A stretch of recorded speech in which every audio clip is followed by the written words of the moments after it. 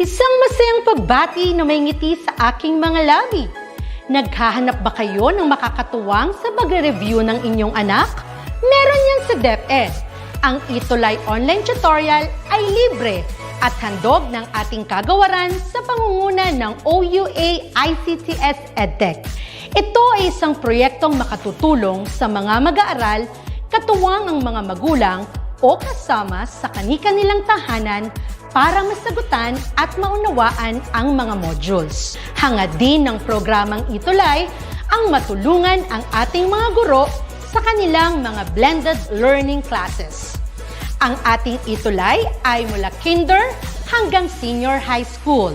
Bukod sa academics, meron din tayong mga special programs gaya ng All is Wellness, Reading and Math Remediation, Storytelling, Mommy Tech Talks, Classes sa Gramatika, Speech Class, Financial Literacy, at marami pang iba. Pinalawig din ng ETULay ang ating Alive program para sa mga mag-aaral mula grade 1 hanggang grade 3. Gayun din ay mayroon tayong ALS program at SPED tutorials na makasisigurong makakamit ng lahat ang inclusive education. May SPED hotline na rin para sa inyong mga katanungan patungkol sa special education. Kaya, subaybayan mula Lunes hanggang Biyernes, mula 9:00 ng umaga hanggang 7:00 ng gabi ang ating ETULay. Sa ating pagtutulungan, maiaangat natin ang bawat isa. Ating itutulay ang pagkatuto upang di mapigil ang pag-aaral ng kabataang Pilipino. Itulay natin ito, sulong edukalidad.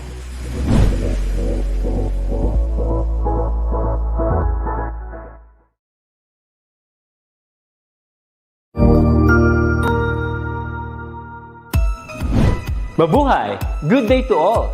I am your tutor Madge. Welcome to ETULay, a free online tutorial, an initiative of the Department of Education, Information and Communications Technology Service, Educational Technology Unit, ICTS EdTech. This program is aimed at helping and assisting learners from kindergarten, senior high school, ALS, Alive, and SPED learners. Aside from answering the modules, the ETULay is offering programs which you will surely look forward to. Together with our parents and teachers, the ETULay will bridge the gaps where difficulty and ease meet in learning new knowledge and skills. So, let us prepare our modules, pen and paper. Ready your mind to see and hear worthwhile and interesting lessons. Let us now study and learn, together with our volunteer online tutors. Tara na!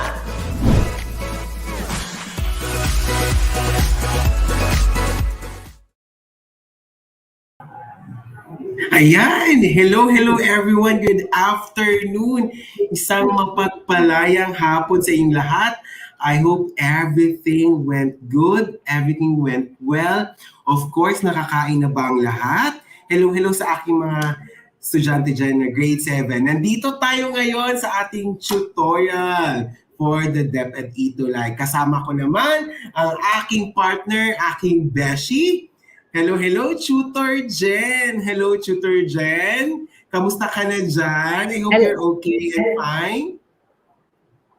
Hello, Tutor Rogar. Hello, mga students, teachers, at lahat ng mga parents sa buong Pilipinas. Doing well and laban lang tayo everyday kahit may pandemic. Tuloy ang learning.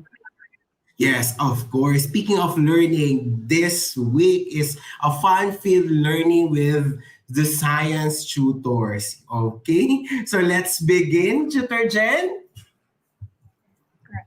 So para sa ating mga ETULay sessions, we are asking everyone to share our social media platforms for the live sessions of the ETULay tutorial. We have our DepEd EdTech Unit Facebook page, DepEd Tayo Facebook page, DepEd Philippines YouTube channel, and DepEd Educational Technology Unit YouTube channel. Yan, of course, sa mga hindi pa nakakilala sa amin, ako nga pala ang inyong tutor, Rogar, or you can call me Rogue. Ako ay nanggaling sa Division of Davao City, At ang aking paaralan naman ay sa Francisco Bangoy National High School. So hello sa aking mga estudyante ng mga grade 7 learners there who is actively watching, and of course our beloved principal, Rolando R. Capol. Hello po. How about you, Tutor Jen? Ako naman, si Tutor Genevieve Pipito from Daniel R. Aguinaldo National High School, also from SDO Davao City. And Tutor Rogar, we are seeing on Yes. screen our Tuti of the Week. Wow! Congratulations! Ang cute-cute naman si Chuti Akisha Michelle E. Ariola. Wow! Siya Yes. ay And from Section Venus of Grade 7 ng St. Joseph Academy, San Jose, Batangas. Ang kanyang science teacher at the same time class advisor ay si Ma'am Desiree Marasigan at ang kanyang very supportive parents na nag-allow naman na ipa-show natin ang kanyang picture ngayon. Ang kanyang parents na sila Sir Leo Ariola and Ma'am Michelle Ariola. ayan, so maraming salamat parents sa pag-allow, and of course, napaka-supportive ng kanyang class advisor at saka yung kanyang science teacher. So sa mga gusto na ma-feature for this week, for the Duty of the Week, you can have your output by screenshot all the photos or anything, then what you have learned in our topic. Yun lang. And then you have to use hashtag grade 7 science. Kasi Okay? Tutor Rogar, ito si Tuti Yes. Akisha ay napaka-participative last Monday during our first airing ng ETULay tutorial natin sa Science 7. Yes, pansin ko nga, Tutor Jen. Now, di ba, nahinto tayo sa scientific method. So we will continue for quick lang for scientific attitudes. And these attitudes should be established in our mind and in our heart. Sige, unahin natin for our first scientific attitude as a student. We should be curious, or curiosity is wanting to know everything around. Okay, next. Quick lang po ito, no?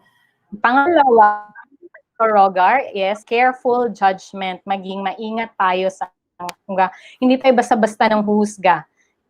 When we say careful Yes. judgment, it means we're giving judgments based on truth and reliable facts. Yan. And then, bawal po tayo maging judgmental kung tayo ay scientific. Okay. Sa show lang, Next is sa TV open. show lang. Sa TV show lang yung judgmental. Okay, next is open-mindedness. Open-mindedness, it means that it is accepting ideas from others if it is against own opinion. So we have to be open. Kung ano yung mga opinion ng iba, you have to respect also. Next. Pang-apat is critical mindedness. Pag sinabi natin critical mindedness, we are saying that we learn to examine every evidence and we aim to be perfect at what we do. Because when we're doing the scientific method, as much as possible, we reduce our errors. Yeah, thank you for that. And the last one, I think it's honesty. Of course, it's very important to be truthful in all aspects. Actually, it's not only for science, but also for across learning areas. We need to use these attitudes enable for us to continue and to be successful in life someday. I know you are still grade 7, and there are some here who are grade 8, 9, 10, or 11, or 12, or even college students. So, yun lang, we have to follow, or we have to have this kind of attitudes. Tama ba, Tutor Jen? Yes, at hindi lang sa loob ng paaralan o kaya when you're doing experiments, you have to follow or observe those attitudes. Pagiging curious, we apply them in all things that we do. But of course, we practice being careful. Yes. Okay, so Friends, for this week, Tutor Rogar, as we Yes. continue,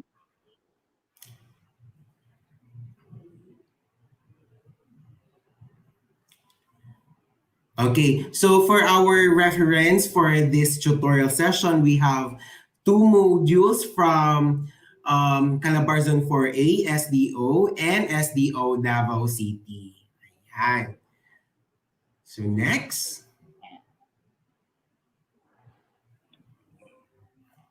We now move on to quarter one, second week for science grade 7, and the topic is about elements and compounds. Ayan. Our most essential learning competency, Tutor ay Okay, so our most essential learning competency for quarter one, week two is recognize that substances are classified into elements and compounds. Ayan. And we have objectives of this session, Tutor Jen. Go, Tutor Jen. Our learning objectives this afternoon are the following. Number 1, differentiate elements and compounds based on its properties. Second, explain that compounds are made up of elements. And lastly, classify substances into elements and compounds. Okay, so ayan, madami-dami yung Question ating natin, Tutor objectives. Rogar? Okay, are you ready? Ayan, so let's start You may with... comment as your feelings. Yeah. You may comment as your feelings, kung excited ba kayo this afternoon. Kasi nababasa po namin sa Facebook na comment section ang inyong mga kino-comment. Yes. Okay, so shall we proceed to our assessment? Muna, we have a preliminary assessment in order for us to know kung hanggang saan ba sila alam itong ganitong topic. Okay, so let's have number 1. Okay. Direction muna. I will Choose the be letter reading of the best question. answer. Sige. Okay, chat your answers in the comment section. You may include your section and school to be recognized. Ayan, so it is now flashing on the screen, the greetings.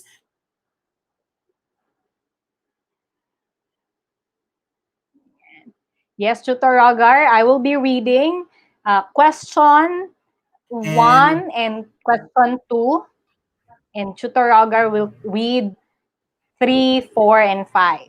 So, ihanda ang inyong mga Okay. ballpen, lapis, at inyong papel. Let's start with question number 1. What is the primary substance that cannot be separated into simpler materials? A, element. B, compound. C, homogeneous mixture. D, heterogeneous mixture. Again, number 1, what is the primary substance that cannot be separated into simpler materials? A, element. B, compound. C, homogeneous mixture. D, heterogeneous mixture. Number 2, how can elements in a compound be separated? A, through physical processes. B, chemical processes. C, both physical and chemical processes. D, neither physical nor chemical processes. Tutor Rogar will continue with questions 3, 4, and 5. Okay, question number 3. Some symbols of the elements like iron and silver are taken from the ancient names. What are their symbols? A, I and S. B, IN and SR. C, FE and AG. Or letter D, HG and PB. Question number 4. Which of the following is made up of only one type of atom? A bottle of soy sauce. B, a drop of water. C, a roll of aluminum foil. Or D, a tablespoon of table salt. And lastly, number 5 question. Ferrous sulfate is a compound essential to our body. It is used to treat iron deficiency anemia. What are the elements that make up this compound? A, fluorine, sulfur, and oxygen. B, iron, sulfur, and oxygen. C, fluorine, strontium, and oxygen. Or letter D, iron, strontium, and oxygen. Ayun. So now we're going to see their answers, Tutor Jen. Now let's read for number Yes. 1. Ano kaya ang sagot? Sige, kasi may lag ng difference sa live na nakikita natin ngayon sa Yes. isang device compared to when we're True. talking right now. So while hinihintay natin yung mga sagot ng mga learners, may dagdag lang po ako, Tutor Rogar, kasi sa number 5, mababasa natin dyan that ferrosulfate is used to treat iron deficiency anemia. Isang bagay na kadalasan na nako-confuse o nai-interchange ng mga tao, kasi kadalasan mga bata, is yung anemia at saka low blood pressure. Pag sinabi nating Yes. they're not one and the same. So pag sinabi nating anemia or anemica, you do not have enough red blood cells to supply the body with oxygen. Kung i-relate natin sa lesson natin sa bio, sa anatomy, na red blood cells are the cells that carry oxygen all throughout our body. Yun, pag anemica, meaning kulang ng red blood cells. Pag low BP naman, ibig sabihin our blood or our heart, which is the organ that pumps blood, our heart cannot pump or does not pump blood with enough force. Kaya ang effect niya, our cells may not have enough oxygen. So, importante na hindi nila ma-interchange itong dalawa. Actually, tama yan, Tutor Jen. So, thank you for that clarifications, di ba? So, at least, kasi sometimes, hinahantulad nila yung anemic sa low blood pressure. Kaya, yun. Okay, now let's check their answer for number 1. Nakikita nyo ba yung... Marami nang sumasagot, Tutor Jen, sa aking file. Ayan. Sige, let's see kay Marjan Mananlasan. Okay. Tingnan natin ang sagot, Tutor Rogar. Ipa-flash ko na ba? Flash mo na yan. Okay. Ayan. Okay, you can have your self-check for number 1. It's A, elements. Number 2, it's chemical processes. It's letter B. Tutor Jen, 3, 4, and 5. Number 3, ang sagot ay Fe and Ag. Fe, that's for iron. Ag, that's for silver. Number 4, ang sagot ay letter C, a roll of aluminum foil. Number 5, we have letter B, iron, sulfur, and oxygen. Ayan. So, I think maraming naka-perfect. At isa na rito si Clark Marvin Adolor from Olea National High School, grade 7, Jade. Ayan, congratulations. Wow, congratulations. Clark Marvin Adolor. Actually, maraming nakatama. Very good. Okay, sabi niya, 5/5, science is fun. Thank you so much, Clark Marvin Adolor from Olea National High School. Now, let's proceed to our topic, Tutor Jen. Yes. Abangan mamaya kasi may post-test pa tayo. For this afternoon, magsimula tayo with picture analysis. So, tingnan ang larawan na nasa screen. Okay. Do you see substances and mixtures? Continue, Tutor Jen. Yes. Do you see substances and mixtures in the kitchen? And if you're looking at the picture now, it's an image of a lady in a kitchen where you can find different household materials. Now, looking at it, in circle or identify, since you're answering via the chat box or the comment section, identify the mixtures and which ones are the substances. So, dyan sa baba, which ones are mixtures and substances. Ayan. Okay. Sige. So let's see. Ano yung mga mixtures? Tingnan natin. The mixtures are Ayan, you have coffee, coffee okay, and and juice. what else? And juice. Ayan. So, tama si Clark Marvin Adolor. Sabi niya, mixture po Galing. sina coffee at juice. Very good, Clark. Ayan. Sino pa kaya? And Okay, galing. So, let's go to substances. Saan dyan ang substances? Tutor Jen. naka-box sa color blue. The substances are water, sugar, and salt. Ayan. So, let's see sino yung mga nakatama. I think Clarence Cal Tamalayan got it correct. Okay.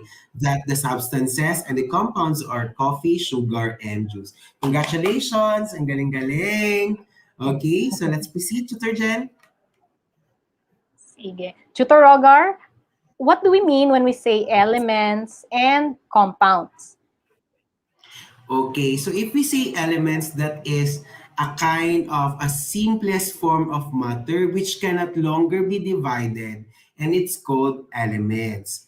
And if we say compounds, it is a combination of two or more elements, or it's a made up of two or more elements, and which can be separated using chemical processes. Ayon. Okay, tandaan, we have elements, then compounds. Itong dalawa, these are examples of pure substances. Mm-mm. And in a Okay, periodic so table, Dr. Rogar, ilan ang elements na na-identify? Okay, so in the periodic table, we have 118 elements that are systematically arranged in increasing atomic number in the periodic table of elements. So, yung number na nasa sa per element, it's called periodic or atomic number. Ayan. So, they were arranged increasingly from one hydrogen up to the last atomic number. And that is So elements. hydrogen has, like example natin, hydrogen has the atomic number 1. It's found in the leftmost and the topmost part of the periodic table. You have here hydrogen. Then number 2, or with the second atomic number, or atomic number 2, we have helium. Yes. How about Pag compounds, Tutor Jen? yes, pag compounds, na-mention mo kanina, Tutor Rogar. So, ibalikan natin na when say compounds, it's a combination of at least two or more elements. So, since nasa bahay kayo ngayon, pwede nyo i-check mamaya, commonly used household compounds. Halimbawa, sugar. Siguro nakikita nyo ginagamit to ng yung parents pag nagtitimpla ng kape o kaya dinadagdag nyo pa sa tsokolate o kaya sa gatas. Okay, so, ang formula niya, chemical formula, is C12H22O11. So, a little review on your chemical formula writing. These numbers, the small numbers you're seeing below the letters, these are the numbers that indicate how many atoms of that element are present in that compound. So, for sugar, there are 12 atoms of carbon for sugar, 22 atoms of hydrogen, and 11 atoms of oxygen present in sugar compound. Okay. Ano pa, Tutor Rogar, yung common na nakikita sa bahay? Okay, so sugar. yes, of course, yung pampalasa natin sa ating niluluto, ang ating table salt.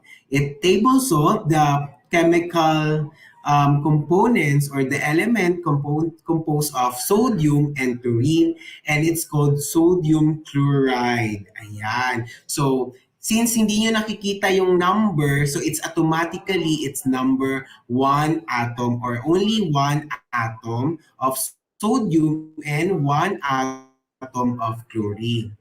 And the next is the universal solvent, which is water. Okay, water is composed of two elements, the hydrogen and the oxygen, wherein there are two hydrogen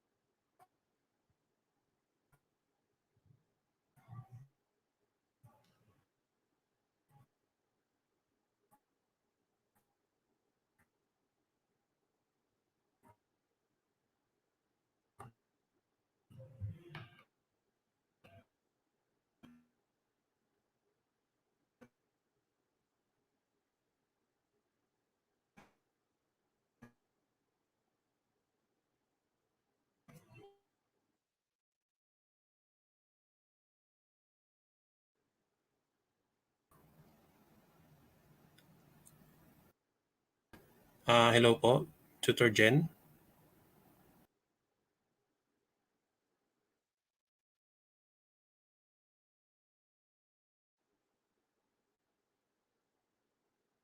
Okay. Sige. Kung, ayan, balikan ko lang po ha kasi may problema po yata sa connection ngayon ni Tutor Rogar kasi po sabay-sabay po yung mga training namin dito ngayon. Alright, so na-mention na po ni Tutor Rogar yung compounds. We have water, the universal solvent, that's with the chemical formula H2O. We have baking soda with the chemical formula NaHCO3. So the subscript 3, that subscript, a small number, indicates there are 3 carbons of that element to which it is placed after. Pag walang number, ibig sabihin automatic there's 1 na subscript. And then for flour, we have flour na ginagamit ng harina, ginagamit sa pagbe-bake. Ang iba naman is pagko-coat sa mga fried chicken or anything na ginagamit ng paprito. Okay, for coating, we have flour, that's C6H10O5. And we also have acetic acid, or that's a component that's sa vinegar, kung sa suka siya, ang acetic acid is about 4% sa suka. Okay, so ang chemical formula niya ay CH3COOH. So pag sinasabi natin na compounds, again, balikan natin, it's a combination of 2 or more elements. 2 or more elements. So may carbon, may hydrogen, may oxygen. Only with a different na arrangement of these atoms to form such compounds. So these compounds, again, can be further divided into their elements that compose them. Let's proceed to our activity 1. What's my name? What's my name? Not me, tutor, not me, the tutor. So, what's your name, Tutor Jen? Okay, now let's have to identify the element's name through the 2-letter symbols listed below. Write your answers on the space provided. Okay, so let's try. Tingnan natin. Okay, for number 1, KR. Number 2, capital letter S, small letter B. 3, ZN, 4, MO, and 5, LA. Now, please chat your answers kung ano ang mga sagot for 1 to 5. So while waiting for their answers, we'd like to greet all the students Yan, hello, hello to Cedric John E. Reyes, grade 7 from Ingud Ramona Integrated School. Yan, thank you, Sir Antonio Maypa. Great afternoon Yan. po. Good afternoon, sir. Yan. So, may Magandang mga hapon nagsagot. naman. Ayan, kay Yes. Arak Kalaunan Lagit from Nueva Vizcaya Comprehensive High School, Section Atlantis, with Ma'am Maricris Jeronimo Valdez. Yan. Tutor Jen, may sumagot na sa number 1. Sabi niya ni Alex Hood Luciñada, Krypton is the answer for number 1. Okay, very good. Let's check. Correct. Yan. For number 2. Number 2 Okay. is antimony. Antimony. Yan. For number 3, sabi ni Larissa Hapon, zinc with question mark.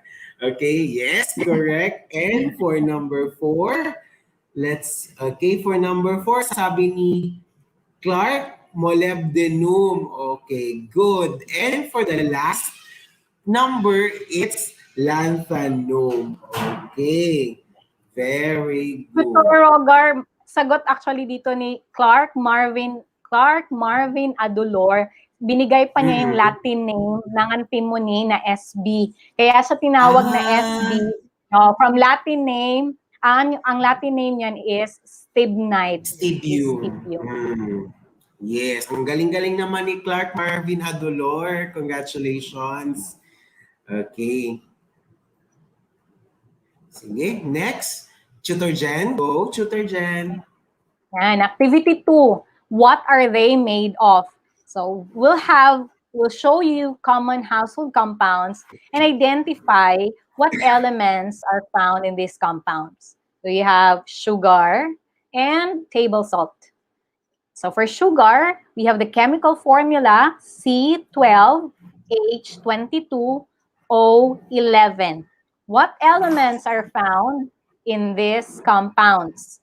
We also have table salt, then you have NaCl. You may write your answers in the chat box and we'll see who still remembers this element. Okay. Actually, may sagot na si Antonio Maypa. Sir. Sabi niya, sabi ni Sir, sugar, carbon, hydrogen, and oxygen. Now, let's see if he's correct. Ayan. Carbon, Galing-galing correct. Naman ni Sir. Galing-galing naman ni Sir Tama rin Antonio. Si Marjon Manalansan and si Clarence Kyle Talamayan Ramos. Carbon, hydrogen, and oxygen. How about table salt, Tutor Rogar? Ano yung NaCl? Tingnan natin yung mga sagot sa NaCl for table salt. Sabi ni Clarence Caltalamayan, it's salt, sodium, and chloride. Or it's sodium and it is chlorine. Yan. So sodium chloride is composed of sodium, 1 atom of sodium, and 1 atom of chlorine. Nag-add lang tayo ng IDE for the naming of compounds, most especially in binary. Okay? Ayan. Now, I think it's about time to assess kung ano yung natutunan nila for our lesson, Tutor Jen. I will read questions 1 and 2, and Tutor Rogar will read questions 3, 4, and 5. Question 1, how do elements in a compound, or how are elements in a compound separated?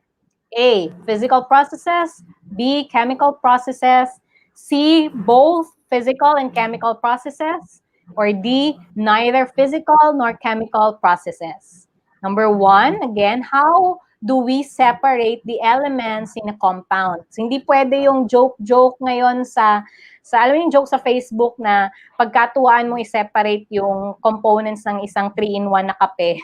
So, hindi yan pwede. Yeah. Pag you say elements in a compound, what process do we use?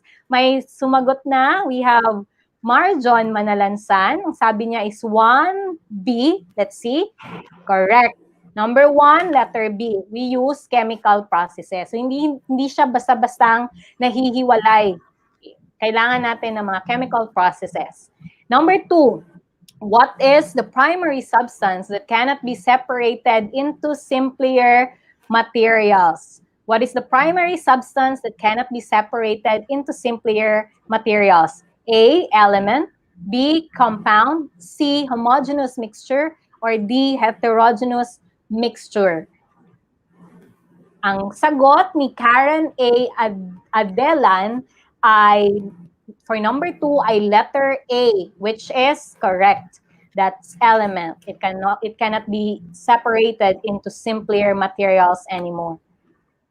Tutor Rogar, with question number 3. For number 3, I know you are eager to answer number 3. Some symbols of the elements like iron and silver are taken from their ancient times. What are their symbols? A, I, and S, B, I, N, and S, R, C, F, E, N, A, G, or letter D, H, G, and P, B. So, may I have their answers? Wow, all of their answers are letter C. Let's see if it's letter C. Ayan, very good. Congratulations, Clarence, Hazel, Marjun, Dena, Ara, John, Dave, Don, Lester, Gracie, and a lot more. Thank you. Congratulations for answering numbers 3. Now, let's go to number 4 and 5. Okay, for number 4 and 5, ferrous sulfate is a compound essential to our body. It is used to treat iron deficiency anemia. What are the elements that made up of this compound? A, fluorine, sulfur, and oxygen. B, fluorine, strontium, and oxygen. Or letter C, iron, sulfur, and oxygen. Or letter D, iron, strontium, and oxygen. Okay, may sumagot na for number 4. Answer is letter C, sabi ni Marjun. Okay, very good. It's letter C. Congratulations, Marjun Manalansan. Okay, for the last question, sige. Waiter is the result of the deficiency of iodine in the body. What are the rich sources of iodine? A, milk, B, legumes, C, seafood, or D, whole grains. So what's your answer for number 5? Ayan. Okay, let's wait for their answer for number 5. Actually, maraming sumagot sa number 4 na letter C. So very good kayo. Now we are waiting for number 5. Yan, Clarence answered letter C. Okay, Sebastian also. Okay, I think almost all of them answered letter C. Now let's check their answer, Tutor Jen. Okay, very good. Congratulations. It's letter C. Ayan, thank you so much for your answers. Naman si Mila, Teresa, Etong Veloso, Catherine, Alnas, John Campomanes, at iba pa. Okay. So congratulations. Ang galing-galing talaga. So let's greet muna natin yung ating mga kapamilya, kapuso dito. At saka mga kabarkada ng mga grade 7, ng mga cute na mga bulilit. Yan. So kamusahin natin sila dahil sila ay naka-perfect. I think all of them are perfect in our pre-assessment and post-assessment, Tutor Jen, di ba? Hello kay Marian Joy Esperon Gamalog of grade 7, San Antonio Integrated School. And then pa-shout out daw po from Baruya High School, SDO, Pampanga. Ayan, so shout out din natin, no, si Clarence Caltalamayan kasi cute siya, cute babe. Oh, sabi niya, thanks po sa cute babies. Oo naman, di ba? Actually, Tutor Jen, I am now teaching grade 7 students. Kaya they're not really far from me because malapit talaga sila sa puso ko, ang mga grade 7 students ngayon. And this is my first time to teach grade 7 learners. Okay, now let's go to our science quote of the week, Tutor Jen. Ayan. So we're talking about elements, and we have these symbols symbols of the different elements which make up the word teacher. You have tellurium, Te, actinium, Ac, hydrogen, symbol H, and erbium, that's Er, to remind us that our teachers, not the teachers before us, your teachers, mga learners, are the inspirational element. And Tutor Rogar, we are celebrating this month now from September 5 to October 5, the uh, World World Teachers Month. Teachers Day. A month. Yeah, a October month. 5, yes. Ang culmination niya is on October 5. That's the culmination of our World Teachers Day.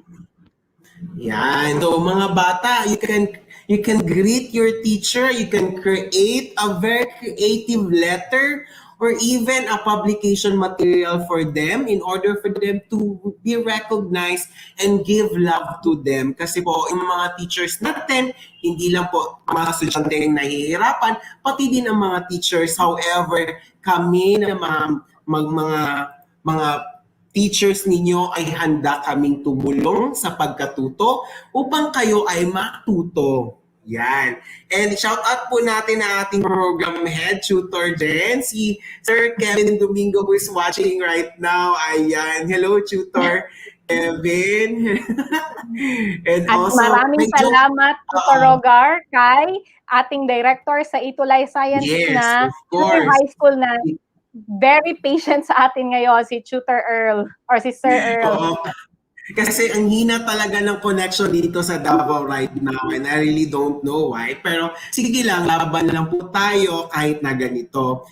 And speaking of that, I would like to Tutor Jen, magjo-joke lang ako, charot. May di ba pag sabi nila cute, so it's copper and tellurium. I am copper and tellurium. So, C-U-N-T-E. Diba? So, I am cute. Copper and tellurium. How about you, Dr. Jen? May baon ka ba dyan? Ang baon ko ay pagmamahal muna ngayon, Tutor Rogar. Okay, yan. Napakaganda pagmamahal yan, Tutor Jen. Maraming salamat. So, once again, I am your Tutor Rogue from SDO Davao City. And handang tumulong. At ako naman, Tutor Jen. Yes? Tutor Jen, also from SDO Davao City. Abangan niyo po kami every Monday, 1 o'clock to 1:40 p.m. dito lang sa ETULay online tutorial.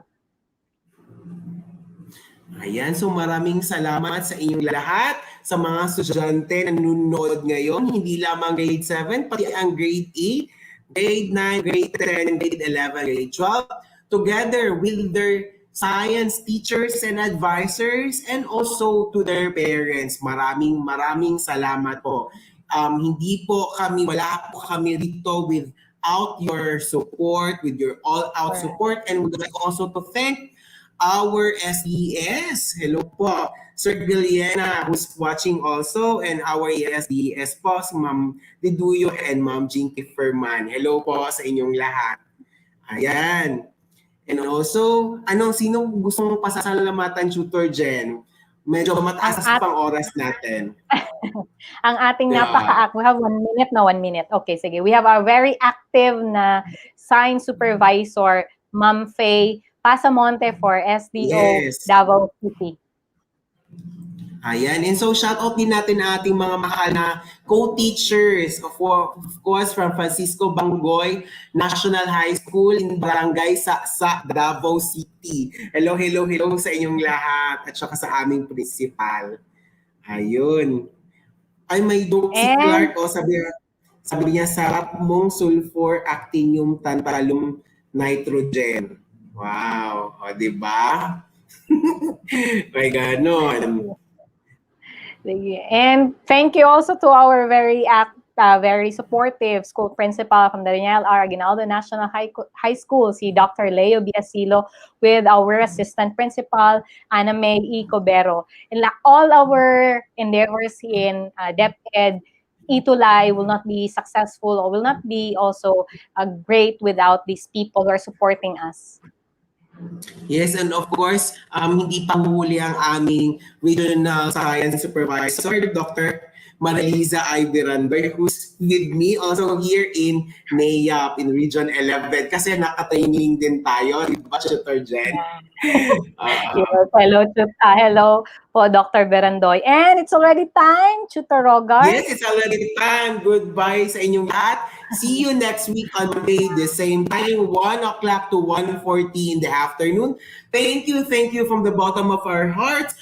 For comments, suggestions, email us at edtech@deped.gov.ph, or you can have that QR code, right, Teacher Darjen? And up next is our dear Tutor Z and Tutor Marky for Science 8. Thank you so much and God bless us always. Thank you so much. See Bye-bye. you next Monday.